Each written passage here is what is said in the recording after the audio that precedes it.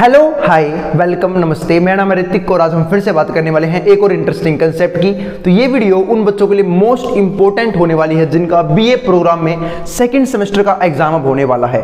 मैंने एक सीरीज शुरू की थी स्टैटिस्टिक्स फॉर इकोनॉमिक्स की, उसके ऊपर बहुत सारे कंसेप्ट, बहुत सारे चैप्टर, बहुत सारी वीडियोज अपलोड हो चुकी हैं, ठीक है। जो और कोशिश करना वीडियो को सीरीज में ही देखो ताकि आपको कोई भी कंसेप्ट, कोई भी टॉपिक, किसी भी क्वेश्चन में कोई भी डाउट ना रह जाए। और भाई कई बच्चे वेबसाइट के लिए बोल रहे हैं कि भैया नोट्स नहीं दिया आपने, मैंने बोला था कि मैं वेबसाइट का लिंक अपलोड कर दूंगा। भाई उसमें कोई टेक्निकल इशू आ गया है, मैंने बोला है कल तक रिजोल्व हो जाएगा वो, और मैं कल वेबसाइट का लिंक वापस से डिस्क्रिप्शन में डाल दूंगा। आई बात समझ में हर एक वीडियोस के, तो आप आराम से जाके कल के बाद नोट्स पढ़ सकते हैं हर एक चैप्टर के। आई बात समझ में? हाँ, और जो भी फॉर्मूले इंपॉर्टेंट होंगे वो भी डाल चुका हूँ मैं कल तक, तो बस कल तक का वेट कर लें, उसके बाद आपको हो जाएगा। और अभी भी मेरे हिसाब से एग्जाम सैटरडे को है, ठीक है, तो कल हमारा क्या हो जाएगा, फ्राइडे हो जाएगा, तो मतलब सैटरडे को बोलो, संडे को एग्जाम है, तो आपके पास 2 दिन हो जाएंगे।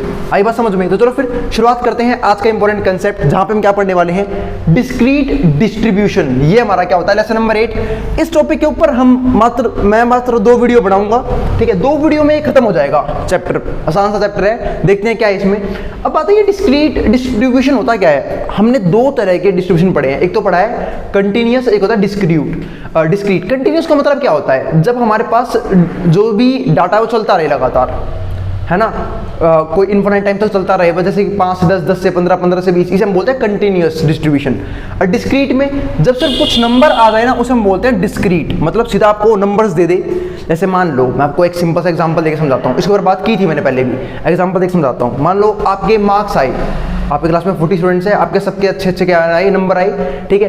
अब मैं बोलूँ कि 5 से 10 के बीच में कितने बच्चों के नंबर आए हैं, तो इसे हम क्या बोलेंगे, कंटिन्यूअस। 10 से 15 के बीच में, 15 से 20 के बीच में, 20 से 25 के बीच में। लेकिन अगर मैं सबके नंबर एक एक करके अलग से लिख दूं, इसे हम क्या बोलते हैं, डिस्क्रीट डिस्ट्रीब्यूशन। आई बात समझ में? अब इसके कुछ टाइप होते हैं डिस्क्रीट डिस्ट्रीब्यूशन के। अब कौन से होते हैं वो समझने की कोशिश करते हैं। जैसे कि पहला होता है यूनिफॉर्म डिस्ट्रीब्यूशन। अब बात है यूनिफॉर्म डिस्ट्रीब्यूशन क्या होता है। यूनिफॉर्म डिस्ट्रीब्यूशन का मतलब है एक ऐसा डिस्ट्रीब्यूशन, ठीक है, मतलब एक डाटा का ऐसा सेट जिसके अंदर जो भी प्रोबेबिलिटी है ना सबकी, वो क्या रहे, कॉमन रहे, मतलब सेम रहे। आई बात समझ में? जैसे मैं आपको एक एग्जांपल देता हूं, मैंने एक डाई उछाला, सपोज करो मैंने एक डाई उछाला, और डाई पे 1 के आने की प्रोबेबिलिटी क्या होती है, 1/6, 2 के आने की वो भी 1/6, 3 के आने की वो भी 1/6, 4 के आने की प्रोबेबिलिटी वो भी 1/6, 5 की भी 1/6। तो सभी नंबर के डाइस पे आने की प्रोबेबिलिटी 1/6 होती है। इसे हम क्या बोलते हैं, इसे हम बोलते हैं यूनिफॉर्म डिस्ट्रीब्यूशन। मतलब random variable can take an different values with equal probabilities. जब प्रोबेबिलिटी क्या हो, इक्वल हो, हम क्या बोलते हैं, यूनिफॉर्म डिस्ट्रीब्यूशन, ठीक है। यूं ना हो किसी नंबर के आने के चांस ज्यादा हो जाएं और किसी दूसरे नंबर के आने के चांस कम हो जाएं। अब यहाँ पे देखो लिखा भी हुआ है fx, यहाँ पे क्या हो गया 1/n, n यानी कि टोटल नंबर ऑफ जो भी ऑब्जर्वेशंस हैं, जैसे लिखा भी हुआ है 1 से लेके n तक। इसके बाद यहाँ पे आपको 2 चीज समझनी होगी। हर एक केस में आपको 2 फॉर्मूले बताऊंगा, एक एक्सपेक्टेशन निकालने के और एक वेरिएंस निकालने का, वो आपको ध्यान देना होगा। एक्सपेक्टेशन का फॉर्मूला यहाँ पे क्या है, n+1/2। और ध्यान देना यहाँ पे जो आपका n होगा वो शुरू होगा 1 से, 0 नहीं आएगा। n शुरू किससे होगा, 1 से। तो एक्सपेक्टेशन का फॉर्मूला सीधा क्या हो गया, n+1/2, और वेरिएंस का फॉर्मूला सीधा क्या हो गया, n² माइनस में 1²/12। अगर फिर भी स्टैंडर्ड डेविएशन आ गया तो आप आराम से निकाल दोगे। आप सबको पता है कि जैसे ही वेरिएंस के ऊपर हम रूट रखते हैं वो क्या बन जाता है, हमारा स्टैंडर्ड डेविएशन बन जाता है। आई बात समझ में? तो वेरिएंस का फॉर्मूला ये रहा, n² माइनस में 1²/12। अब आते हैं नेक्स्ट केस पे। अब इसमें क्या बोला है, अगर यहाँ पे तो x हमारा 1 से शुरू हुआ था, फिर जो n था वो हमारा 1 से शुरू हुआ था। अगर यहाँ पे हमारा x 0 शुरू होता है तो हमारा फॉर्मूला चेंज हो जाएगा। फॉर्मूला क्या हो जाएगा, fx 1/n+1। बताइए भैया n+1 क्यों आया, देखो यहाँ पे क्या था 1+n, क्योंकि यहाँ पे एक टर्म कम थी, यहाँ पे अब एक टर्म बढ़ चुकी है। एक टर्म अब 0 शुरू होगी तो एक टर्म बढ़ गई, यहाँ पे क्या आ जाएगा n+1 बस। और एक्सपेक्टेशन का फॉर्मूला इस केस में हो जाएगा, अगर 0 शुरू होता है तो n/2, और वेरिएंस का फॉर्मूला हो जाएगा n²/12। आई बात समझ में? ये था हमारे पास यूनिफॉर्म डिस्ट्रीब्यूशन, ठीक है। चलो फिर आगे चलते हैं। अब इसके बाद क्या है हमारे पास, बर्नौली डिस्ट्रीब्यूशन। अब आते भी है बर्नौली डिस्ट्रीब्यूशन क्या होता है, चलो ये भी समझ लेते हैं। बर्नौली डिस्ट्रीब्यूशन किसे कहते हैं, एक एक्सपेरिमेंट, ठीक है, जिसमें सिर्फ मात्र 2 चीज आई कि बंदा पास की कितने प्रोबेबिलिटी से और फेल कितने से, मतलब या तो पास है या फेल है। इसे हम क्या बोलते हैं, बर्नौली डिस्ट्रीब्यूशन, ठीक है। देखो यहाँ पे क्या लिखा हुआ है, एक ऐसा experiment which gives rise to only 2 outcome. जो सिर्फ 2 आउटकम देता हो, ये तो पास या फेल, बीचा कुछ नहीं, पास या फेल। इसे हम क्या बोलेंगे, बर्नौली डिस्ट्रीब्यूशन। आई बात समझ में? मतलब जहाँ पे दो ही चीज़ होती हो कि आपके पास होने की प्रोबेबिलिटी क्या है किसी भी केस में, और आपके फेल होने की प्रोबेबिलिटी क्या है। ठीक है, अब वैसे यहाँ पे देखो, अब ये फंक्शन है, x का मतलब भाई वहाँ पे क्या है फंक्शन से, p का मतलब क्या है आपका यहाँ पे पास। तो देखो अगर आप x टाइम्स पास हो गए तो p की पावर x हो जाएगा, और 1 माइनस पी का मतलब क्या है? देखो भाई जब अगर आपके पास होने की प्रोबेबिलिटी समझा रहा हूँ मैं यहाँ पे, अगर आपके पास होने की प्रोबेबिलिटी p है तो फेल होने की कितनी हो जाएगी? जैसे पास होने की कितनी है p है, तो फेल होने की हो जाएगी 1 माइनस पी। मैंने आपको प्रोबेबिलिटी के बेसिक कंसेप्ट में फॉर्मूला समझाया था, किसी इवेंट का होना और उसी इवेंट का ना होना दोनों का सम 1 होता है। इसका मतलब आप पास हो मतलब वो इवेंट हो गया, या फिर आप पास नहीं हुए, और पास नहीं इसका मतलब क्या है? फेल हो गए, तो दोनों की प्रोबेबिलिटी का सम कितना हो जाएगा? 1 के बराबर। तो अगर मुझे पास होने की फेल होने की प्रोबेबिलिटी निकालनी है तो मैं करूंगा पास होने की प्रोबेबिलिटी को 1 में से माइनस कर दूंगा। इस तरीके से आंसर आया था ये 1 माइनस में p। अब इसको समझते हैं, तो पास होने की प्रोबेबिलिटी मान लो x है, तो पी एक्स मल्टीप्लाई में 1 माइनस में x, अब 1 माइनस में p, ये इनके फेल होने की प्रोबेबिलिटी, और ऊपर क्या आ गया 1 माइनस में x, जहाँ पे हमारा x 0 से 0 और 1 हो सकता है। ठीक है, और जो प्रोबेबिलिटी है वो हमेशा 0 से लेके 1 के बीच में होगी, इस बात का ध्यान रखना। जो प्रोबेबिलिटी है वो 0 से लेके हमेशा क्या होगी? 1 के बीच में, वो तो 1 के बीच में रहती है, 0 से 1 के बीच में। जो इसका मीन है वो समझने वाली बात है, मीन यानी कि एक्सपेक्टेड वैल्यू, याद होगा आप लोगों को, इसके ऊपर सेपरेट वीडियो बनाई थी मैंने मीन और वेरिएंस निकालने के ऊपर, आई बात समझ में? तो मीन यानी कि EX बराबर किसके होता है? P के। और अगर नीचे वाली टर्म की बात करूं यानी कि वेरिएंस यानी कि VX, ये बराबर होता है P मल्टीप्लाई में 1 माइनस P के। ठीक है, P मल्टीप्लाई यानी कि पास होने की प्रोबेबिलिटी मल्टीप्लाई में फेल होने की प्रोबेबिलिटी, दोनों मल्टीप्लाई में क्या बनाते हैं? हमारा वेरिएंस बनाते हैं, तो ध्यान रखना इस बात का। अब चलते हैं नेक्स्ट कंसेप्ट पे। नेक्स्ट कंसेप्ट क्या है? Binomial distribution. अब बात है बाइनोमियल डिस्ट्रीब्यूशन क्या होता है, वो इसी का भाई है, बर्नौली ने खुद ही बनाया था बाइनोमियल डिस्ट्रीब्यूशन। अब इसमें क्या है उसको हम समझते हैं। ठीक है भाई, इसमें होता है क्या होता है, जैसे कि अब तक क्या था कि भाई एक डाई उछाला प्रोबेबिलिटी में, एक डाई को उछाला, 2 को उछाला, 3 को उछाला, यहाँ पे 20 उछाल देंगे, 25 उछाल देंगे, 100 उछाल देंगे, 100 बल्ब निकाल देंगे, आई बात समझ में? या फिर 100 बॉल निकाल देंगे। ऐसे क्वेश्चन आते हैं किसमें? बाइनोमियल डिस्ट्रीब्यूशन में। इसलिए इसका फॉर्मूला कैसे बनाया गया देखो यहाँ पे ध्यान से समझना।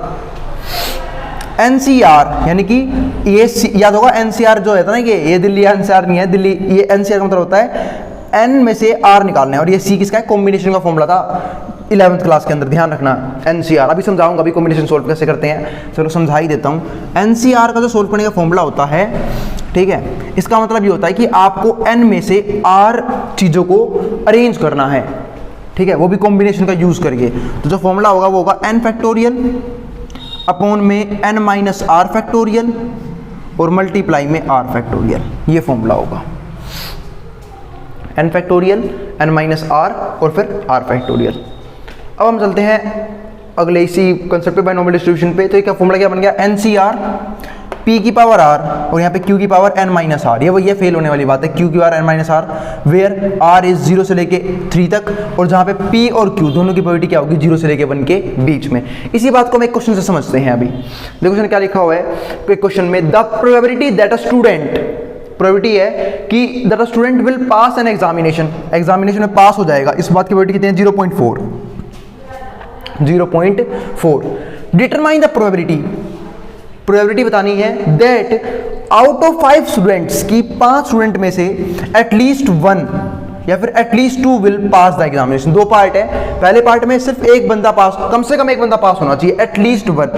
अब आपको इसकी प्रोबेबिलिटी निकालनी है एटलीस्ट 1 की, तो बातें कैसे निकालोगे? अरे एक बात बताओ, एटलीस्ट अब 5 स्टूडेंट ने पार्ट लिया, एटलीस्ट उनका मतलब क्या है कि भाई या तो एक बच्चा पास हो गया हो, या फिर 2 बच्चा पास, या फिर 2 बच्चे पास हो गए हों, या फिर 3 बच्चे पास हो गए हों, या फिर 4 या फिर 5 बच्चे पास हो गए हों। तो हमें इन सब की प्रोबेबिलिटी निकालनी होगी। तो इतना भयंकर काम नहीं करना हमें, एक सिंपल सी बात है। इसमें कौन सा केस नहीं आया?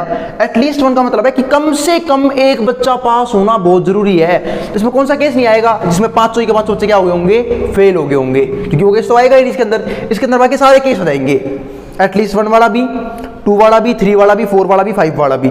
याद होगा हमने हेड टेल में कंसेप्ट की बात की थी कि जैसे कि हम बोलते हैं ना एटलीस्ट वन हेड की कम से कम एक हेड तो आना चाहिए। मान लो सिक्का 3 बार उछला है तो कम से कम एक बार तो हेड आना चाहिए। तो उसमें कौन कौन से केस आते थे? एक बार हेड आ गया वो वाला केस भी आ गया, 2 बार हेड आया वो वाला केस भी आ गया, 3 बार हेड आया वो वाला केस भी आ जाएगा। कौन सा केस नहीं आएगा जिसमें एक बार भी हेड नहीं आया, यानी कि ट्रिपल टेल। सीधा वो ना निकाल लो, वो निकाल के 1 में से माइनस कर दो, बाकी सारे किसी का पता लग जाएगा। जैसे कि मैंने बोला एटलीस्ट वन हेड, अब सब जानते हैं एटलीस्ट वन हेड में 7 केस आते हैं 8 में से। मैंने इसके ऊपर पहले भी काफी बार बात की हुई है, जब 3 बार सिक्के उछलते हैं तो 8 सैंपल स्पेस बनते हैं, ठीक है, जिसमें से 7 सपोर्ट करते हैं एटलीस्ट वन हेड को। तो 7/8 होगी इसकी प्रोबेबिलिटी। या फिर काम कर लो, वो प्रोबेबिलिटी निकालो कि एक बार भी हेड आया ही नहीं। और एक बार भी हेड ना आने का मतलब क्या है कि तीनों बार टेल आया होगा, और तीनों बार टेल आने की प्रोबेबिलिटी सिर्फ एक होती है 1/8। अभी 7 में से माइनस कर दो तब भी तो 7/8 ही आएगा। 1 माइनस में 1/8, 7/8 ही होता है। तो यही काम मैं यहाँ पे करूंगा, मैं नहीं निकालूंगा एटलीस्ट वन का केस, मैं निकालूंगा एक ही बच्चा पास ही नहीं हुआ, सारे निकम्मे। देखो फर्स्ट वर्ड में क्या किया मैंने, एटलीस्ट नन विल पास। अब देखो पास होने की प्रोबेबिलिटी क्या थी 0.4, तो यहाँ पे निकाल लो पहले। तो भाई देखो पास होने की प्रोबेबिलिटी जो है वो कितनी है 0.4, तो फेल होने की कितनी हो जाएगी इसी से निकाल लो। मैंने भी समझाया पास होने की प्रोबेबिलिटी और फेल होने की प्रोबेबिलिटी दोनों का सम कितना होगा 1, तो इसका कितना हो जाएगा फेल होने की प्रोबेबिलिटी 0.6। जब पास होगा 0.4 की प्रोबेबिलिटी से तो 7 में से माइनस कर दिया, 1 माइनस में 0.4, आंसर आ गया है 0.6। ये हो गई फेल होने की प्रोबेबिलिटी। तो बस अब मैं क्या निकाल दूंगा पहले केस में कि कोई बच्चा पास ही नहीं हुआ, सब निकम्मे हैं, सारे फेल हो गए। तो मैंने क्या निकाला x बराबर 0 के, x बराबर 0 कि कोई भी पास नहीं हुआ, सब फेल हो गए सारे के सारे। 0.6 की पावर 5 यही आ गया, 0.6 की पावर 5, ठीक है। तो यहाँ पे क्या हो जाएगा 0. ये आंसर आ गया। अब क्या करूंगा मैं इसको 1 में से माइनस कर दूंगा, सारे केस आ जाएंगे। तो देखो एटलीस्ट वन विल पास, इसको 1 में से माइनस कर दिया, वही वाली बात है कि आपने उसका उल्टा निकाला, उसे 1 में से माइनस कर दिया, 1 में से माइनस किया तो ये आंसर आ गया। आई बात समझ में? एक बार आप पहले वाला क्वेश्चन समझ लो, एक क्वेश्चन एग्जाम्पल देके और समझाऊंगा इसी में, ठीक है। अब आगे देखते हैं। और देखो ये पूरा सोल्व इस तरीके से नहीं हुआ था, ये 0.6 की पावर 5 ये सोल्व हुआ था बाइनोमियल डिस्ट्रीब्यूशन से। इसका मतलब ये है कि NCR यानी कि 5 में से 5 बच्चे फेल हो गए, ठीक है। अब P की पावर R, P कौन था हमारा पास होने की प्रोबेबिलिटी, पास किया 0.4, तो 0.4 की पावर में क्या आएगा देखो ध्यान से, P की पावर P की क्या नाम है NCR, तो 1 मिनट सॉरी 5C 0 आएगा यहाँ पे। 0 क्यों आएगा? क्योंकि 5 में से एक ही बच्चा पास नहीं हुआ, सब बच्चे फेल कर दिए मैंने। तो 0.4 की पावर क्या हो जाएगा R यानी कि 0, और 0.6 की पावर क्या आ जाएगा n माइनस R, तो n माइनस R यानी कि 5 माइनस 0 कितना हो गया हमारे पास 5, तो इसकी पावर 0 कितना हो गया 1, किसी की पावर 0 1 के बराबर ही होता है। और इसका आंसर आया था 5C 0 का आंसर हमारे पास आ गया था 1, तो 1 इंटू में 1 1, और यही हमारा क्या बन गया आंसर 0.6 की पावर 5। ये रहा आंसर 0.6 की पावर 5, सोल्व कर दिया, 1 में से माइनस किया, आंसर आ गया। अब देखते हैं एटलीस्ट 2 विल पास, कि कम से कम 2 पास होने चाहिए। तो कम से कम 2 पास होने का मतलब क्या है? कम से कम 2 पास होने चाहिए, या फिर 3 या फिर 4 या फिर 5। लेकिन कौन सा केस आएगा जिसमें कौन सा केस नहीं आएगा जिसमें या तो कोई भी पास नहीं हुआ, यानी कि एक ही बच्चा पास नहीं हुआ जो हमने ऊपर निकाला था, ये रहा, जिसमें कोई बच्चा क्या हुआ था पास नहीं हुआ। और कौन सा केस नहीं आएगा इसके अंदर जिसमें एक बच्चा पास हुआ हो। केस शुरू कहां से होंगे? जहां से 2 बच्चे पास होने शुरू हुए हैं, 2 से फालतू 3, 3 से फालतू 4, 4 से फालतू 5। तो देखो यहाँ पे अगर मुझे ये निकालना है x, कम से कम 2 चाहिए थे ना, 2 से फालतू भी चलेंगे, एटलीस्ट का मतलब यही होता है कि 2 बच्चे कम से कम पास होने चाहिए, और 2 से फालतू होंगे वो भी चलेगा। तो इसमें से इसे 1 में से माइनस कर दूंगा कि भाई 2 से कम जिन जिन केस में फेल हुए हैं, जब x लेस देन 2 था। तो इसके लिए कौन सा केस बनेगा? एक तो x बराबर 0 के, जहां पे एक ही बच्चा पास हुआ ही नहीं, या फिर और प्लस में क्या करूंगा वो वाला केस जहां पे एक ही बच्चा पास हुआ था। तो देखो यहाँ पे एक बच्चा पास हुआ है, यहाँ पे कोई बच्चा पास नहीं हुआ, दोनों को जोड़ दूंगा, ठीक है, और 1 में से माइनस कर दूंगा।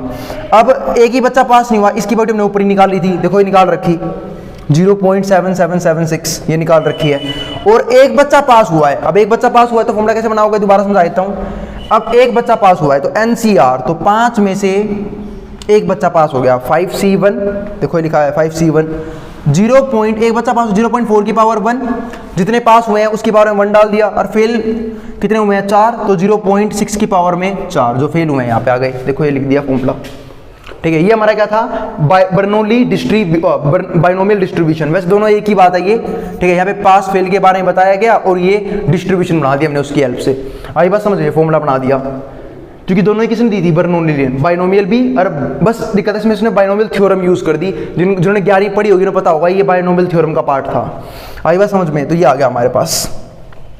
अब जब सोल्व किया तो सोल्व करने के बाद आप सोल्व कर लेना भाई 0.4 की पावर 1 और 0.6 की पावर 4, पावर सोल्व करना आता ही होगा। 0.6 की पावर 4 का मतलब क्या होता है, 0.6 इंटू 0.6 इंटू 0.6 इंटू 0.6, यानी कि 0.6 को 4 बार मल्टीप्लाई कर दो, आपस में मल्टीप्लाई कर लोगे। 5c1 मैंने सोल्व करना बता ही रखा है। 5c1 सोल्व कैसे करोगे, इस वाले फॉर्मूले से। कहाँ गया वो फॉर्मूला, ये रहा, ऊपर 5 फैक्टोरियल, फिर 5 में से 1 गया 4 फैक्टोरियल और फिर 1 फैक्टोरियल।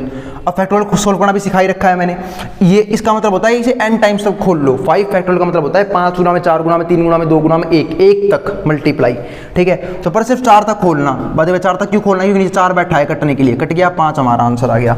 तो यहाँ से 5 आ जाएगा, फिर आपस में मल्टीप्लाई कर लोगे, आपका ये आंसर बन जाएगा। दोनों को जोड़ लेना, फिर जोड़ के 1 में से माइनस कर देना, आपका ये आंसर आ जाएगा।